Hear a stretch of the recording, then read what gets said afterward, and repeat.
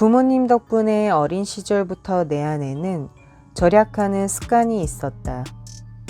부모님은 돈에 대한 건전한 습관을 가르쳐 주었고, 나는 사는 동안 그 가르침을 따라 학생 때부터 돈을 책임있게 사용하고 지출을 줄이려고 애썼다.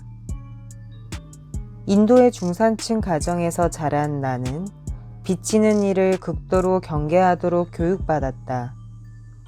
그래서 대출금도 미리 갚아야만 무언가 해낸 느낌을 받곤 했다. 생활비 지출이 적으면 좋은 점은 두 가지다. 첫째, 이미 절약하는 생활을 하고 있어서 은퇴 후에도 큰 돈이 필요 없다. 둘째, 조금 과한 저축률이긴 하지만 세후 소득에서 60% 이상을 저축하면 경제적 안정에 필요한 목표 금액을 상당히 빨리 모을 수 있다. 정액 분할 투자의 복리 효과 덕분에 이런 마법이 가능했다. 조기 은퇴를 생각하기에는 재정 상황이 아직 탄탄한 상태가 아니었다. 조기 은퇴 계획이 역효과를 가져올 수도 있었다. 상황이 제대로 돌아가지 않으면 계획을 바꿔야 한다는 사실도 잘 알지만 나는 내게 다가온 기회를 잡고 싶었다. 50세 생일이 다가오면서 나는 내 직장 상사에게 은퇴 이야기를 꺼냈다. 그때 상사는 최고의 제안을 했다. 완전히 은퇴하기보다는 일하는 시간을 줄이며 천천히 퇴직하면 어떻겠냐는 것이다. 나는 그 제안을 흔쾌히 받아들였다. 덕분에 남은 시간에 내가 원하는 취미 활동도 할 수 있다.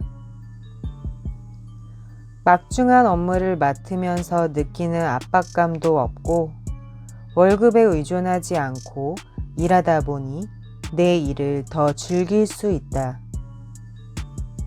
어린 시절부터 유지해온 절약 습관이 다른 이들이 보기에 지루하게 보일 수도 있겠다.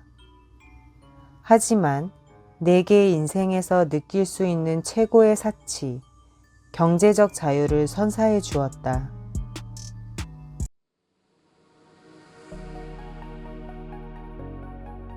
경제적 자유를 얻은 과정을 이야기하려니 내가 당한 부당하고 불공평한 대우를 말하지 않을 수가 없었다. 이 이야기는 여성과 소수인종이 겪고 있는 일의 일부일 뿐이다. 내가 결국 성공했다고 해서 사회 체계에서 비롯된 차별이 없어졌다고 말할 수는 없다. 나는 빚진 상태가 싫었다. 누군가에게 돈을 빌리면 그가 우리를 마음대로 휘두를 수 있어서 싫었다. 나는 신용점수의 중요성도 알고 있었다. 신용점수가 우수하면 최고의 금융상품을 최저비용으로 협상하고 선택할 수 있다.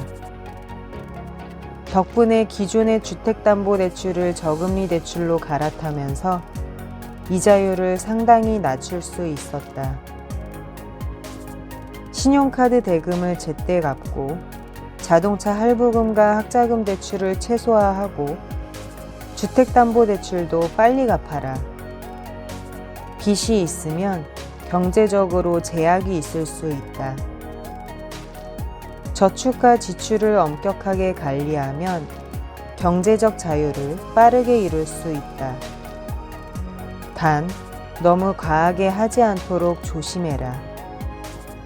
지갑을 너무 꽉 쥐고 있으면 인생에서 누려야 할 즐거움을 놓치게 된다. 돈은 무언가를 선택할 힘이다. 그 힘을 얻기 위해 가치 있게 지출하자.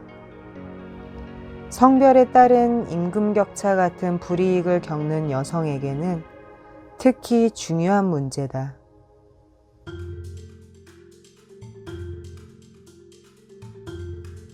어머니와 나를 위해 투자하기로 했을 때 나는 돈에 관한 아버지의 말씀에서 받아들일 교훈과 버려야 할 교훈을 구별했다. 마음속 깊이 스며던 아버지의 교훈 중 하나는 다른 사람들이 돈에 관해 이야기하는 조언을 믿지 말라는 것이다. 긍정적인 면으로 볼 때 이 교훈 덕분에 나는 스스로 공부했다. 투자에 관한 결정을 할 때 발생하는 세금에 대해서도 알아야만 했다. 내가 내린 투자 결정이 엉망이라도 누구도 아닌 내 책임이었다. 저축과 투자, 개인 자산 관리에 관한 글이라면 뭐든지 읽었다. 스스로 알아서 공부하다 보니 결과적으로 전문가에게 투자를 맡겼을 때 발생하는 운용 보수와 판매 보수를 절약할 수 있었다. 때로는 전문적인 지식이 부족해서 수준 미달의 결정을 내릴 때도 있었다.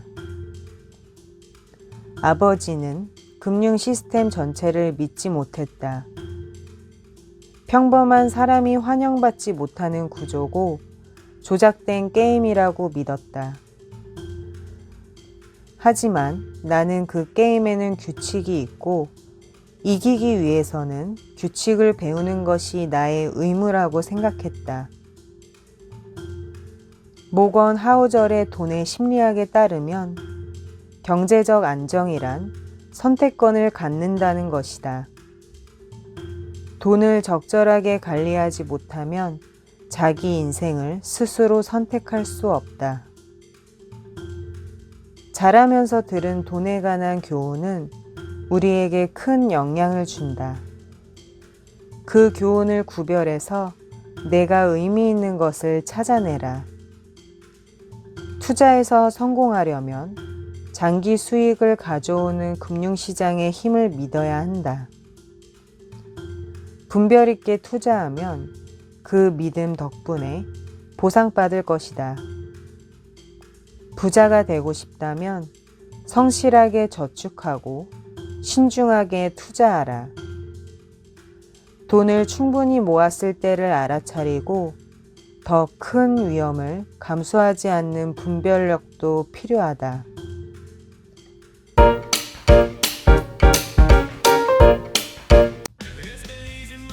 자기 이야기나 생각을 종이에 적는 일에는 대단한 장점이 있습니다.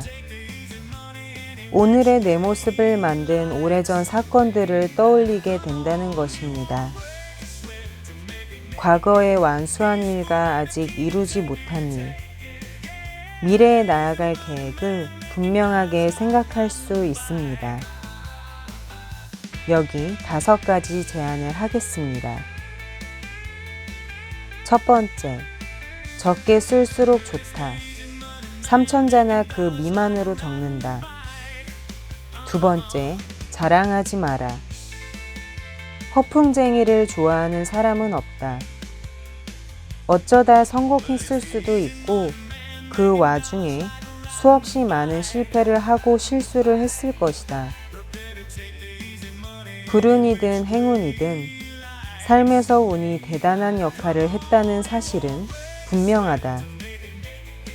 세 번째, 솔직해라. 자신의 소득과 순자산을 왜 밝히지 않는가? 가장 당황스럽고 멍청한 실수를 솔직히 말하면 어떨까?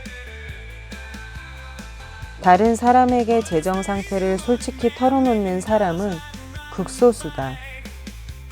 그래서 우리는 더 가난해진다. 네 번째, 멋진 부분을 이야기하라.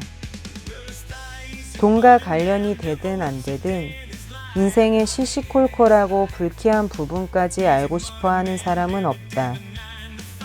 오히려 승리의 순간이나 삶의 전환점, 지독한 실수 같은 하이라이트 장면을 알고 싶어 한다. 다섯 번째, 시간을 들여라. 다시 읽고 수정하는 데 시간을 많이 들일수록 더 좋은 글이 된다. 글을 쓰고 나면 며칠 지난 후에 새로운 눈으로 다시 들여다보라. 이 책을 덮은 후 나의 이야기를 적어보세요. 그 과정에서 이 책에 실린 30명처럼 내가 한 실수를 발견하게 될지도 모릅니다. 하지만 돈의 태도도 발견하게 될 것입니다. 그리고 자신의 경험에서 깨달은 돈의 태도가 당신을 진정한 경제적 자유로 이끌 것입니다. 여기까지 쑥이 서점 팔방미인 영숙씨였습니다. 구독, 좋아요, 알림 설정 잊지 마세요. 또 만나요. 안녕.